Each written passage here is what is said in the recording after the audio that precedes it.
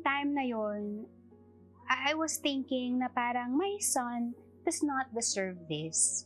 But then, alam mo yung lagi akong napapangunahan nung feeling na, hindi bakit ako yung lalapit? Bakit ako yung mag-reach out? Bakit yung wala sa puso ko yung puwang na magpatawad kasi I had 10,000 reasons.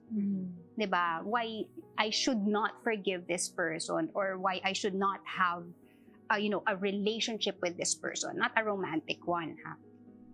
But then each and every time I would see my son na parang being hurt with what's happening, and ang iniisip ko is, how is this going to affect him in the future? Parang doon ako nabuhusan din talaga ng malamig na tubig.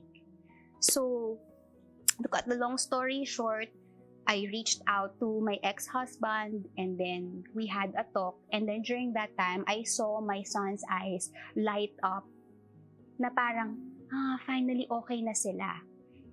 And for me, I was not able to give my son a complete family. Hindi ko na ipagkakait sa kanya yung mamuhay ng may kapayapaan sa paligid niya. Bilang magulang, parang andito ka para pumrotekte. Isa yan sa mga, kumbaga, trabaho natin or obligasyon natin para sa kanila.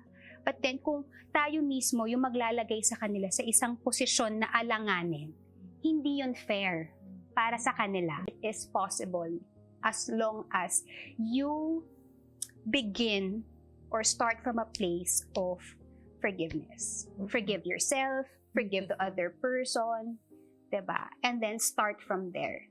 And then everything will just flow. Pero napakahirap talaga yung gawin. Pero maswerte ako ngayon na nandito ako sa sitwasyon na maayos yung relasyon ko dun sa ex ko, and kahit na maghiwalay kami, maayos namin napapalaki yung